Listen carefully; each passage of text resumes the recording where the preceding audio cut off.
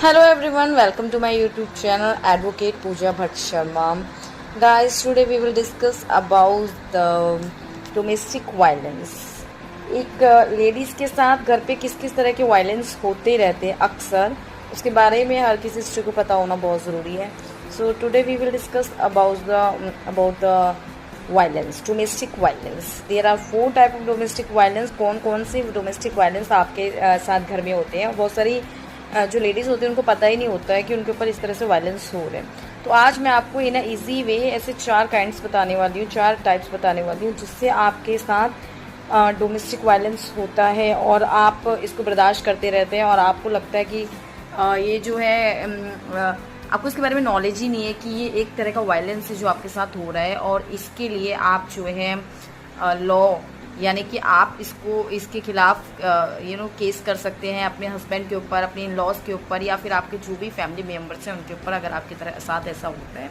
तो हर महिला को अपने साथ होने वाले इन ये जो वायलेंस इनके बारे में पता होना चाहिए. तो first is physically violence. Physically violence mostly सभी लोगों को पता है. जब किसी एक महिला के साथ 4 दीवारी के अंदर तो फिजिकली यानी कि उसको हर्ट करना, उसे चोट पहुंचाना, उसको क्षति पहुंचाना, धक्का मुक्की, मारना पीटना. तो फिजिकली जब उसको इंजर किया जाता है, उसे फिजिकली मार पीट उसके संग की जाती है, तो ये तो फिजिकल में आ गया. मोस्टली सबको पता है कि भाई किसी महिला के ऊपर हाथ उठाना, मारना पीटना, ये फिजिकली वायलेंस उसके संग होता है.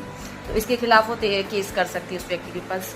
सेकेंड होता है वर्बल एब्यूज, जो बहुत ही कम लोगों को पता होता है. यानी कि किसी महिला को ताने देना, इतना ताने देना कि वो डिप्रेशन लेने लगे, टेंशन में रहने लगे. लाइक उसको उसके कॉम्प्लेक्शन के लिए लेकर के, जैसे कि तुम क्यों कितनी काली हो, इस बात पर बार बार पे कमेंट देना. और फिर वो मेंटली इसी बात को सोच के बहुत टेंस रहती है, डिप्रेशन में जाती है. या उसके बॉडी शेमिंग करना, लाइक तुम कितनी मोटी हो, तुम इतना खाती हो, तुम अपने मायके में तो ऐसा नहीं करती थी, वहाँ तो तुम्हारे को खाने को नहीं मिलता था, यहाँ तुम ठूस ठूस के खाती.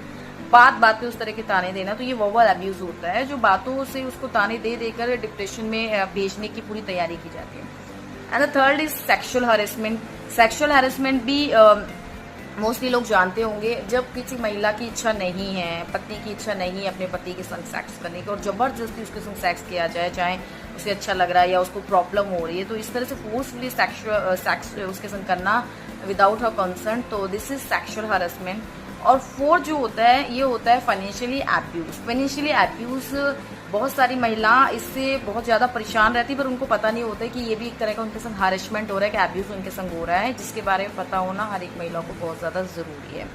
लाइक किसी महिला को उसकी बेसिक नीड्स के लिए पैसे ना देना. जैसे कि किसी महिला को अपनी कुछ बेसिक नीड्स, कोई प्राइवेट नीड्स होती हैं, लाइक उनको